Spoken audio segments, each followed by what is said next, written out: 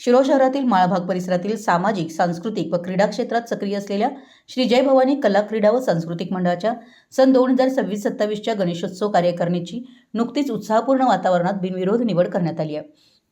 मंडळाच्या अध्यक्षपदी युवा कार्यकर्ते रोहन गायकवाड यांची सर्वानुमते निवड करण्यात आली।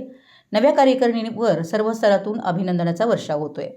नवीन कार्यकारिणीत उपाध्यक्षपदी नितीन लोहार, खजिनदारपदी आदित्य चावरे, सहखजिनदारपदी प्रज्वल जाधव, सचिवपदी यश लोहार, स्वागताध्यक्षपदी महावीर शेट्टी व राहुल तावरे, सहस्वागताध्यक्षपदी धनाजी महात्मे तर ऑडिटरपदी वैभव लोंढे यांची बिनविरोध निवड करण्यात आली। यावेळी आयोजित बैठकीत आगामी गणेशोत्सवाच्या नियोजनावर सविस्तर चर्चा करण्यात आली। यंदाचा गणेशोत्सव धार्मिक परंपरा, सामाजिक जबाबदारी आणि सांस्कृतिक वारसा जपत साजरा करण्याची एकमुखी निर्णय घेण्यात आला आहे। विशेष म्हणजे डॉल्बीमुक्त गणेशोत्सव साजरा करण्याचा ठाम निर्धार मंडळाने व्यक्त केला। ध्वनी प्रदूषणाला आळा घालत भक्तिमय वातावरणात श्री गणेशाची आराधना करण्यावर भर देण्यात येणार असल्याचं पदाधिकाऱ्यांनी सांगितलं।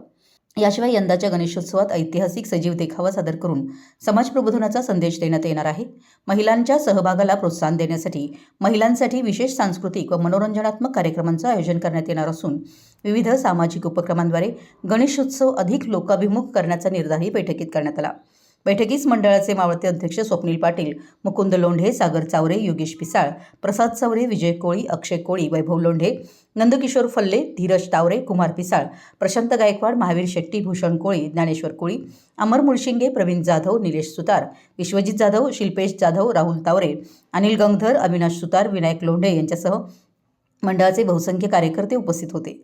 नवीन कार्यकारिणीच्या निवडीनंतर उपस्थितांनी नवनिर्वाचित पदाधिकाऱ्यांचं पुष्पगुच्छ देऊन अभिनंदन केलं व आगामी गणेशोत्सव यशस्वी करण्यासाठी सर्वांनी एकजुटीनं कार्य करण्याचा निर्धार व्यक्त केला।